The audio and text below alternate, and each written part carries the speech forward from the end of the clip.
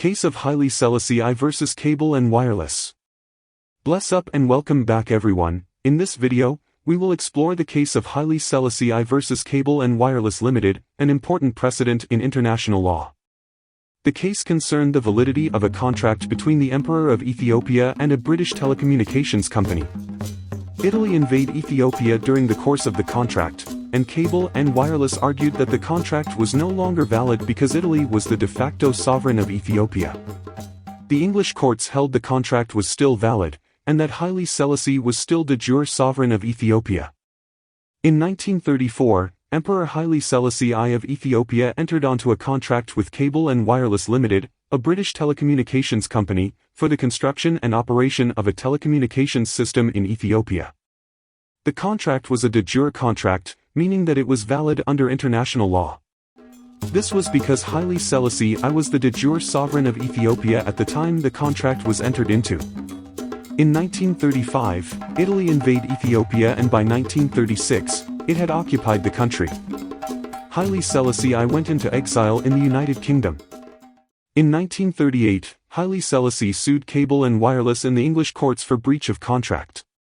Cable and Wireless argued that they were no longer bound by the contract because Italy was the de facto sovereign of Ethiopia. De facto recognition is the informal recognition of a government based on its effective control of territory. The English courts held that Haile Selassie was still the de jure sovereign of Ethiopia and that the contract was still valid. This was because de jure recognition has a retrospective effect, meaning that it is as if the recognized government had always been the sovereign power. The decision of the English courts was based on the principle of the retrospective effect of de jure recognition.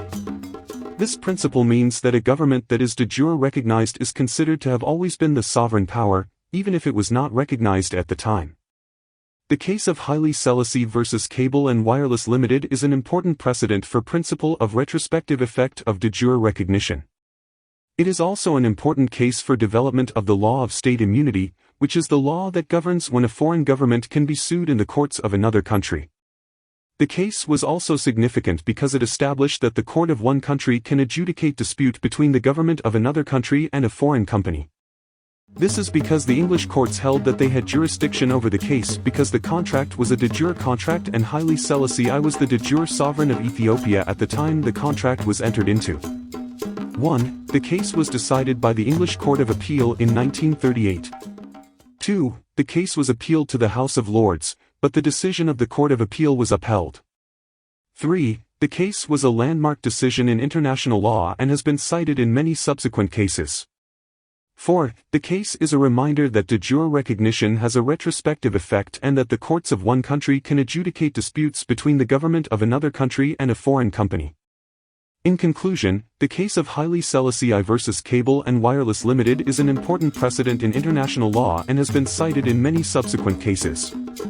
It is a reminder that de jure recognition has a retrospective effect and that the courts of one country can adjudicate disputes between the government of another country and a foreign company.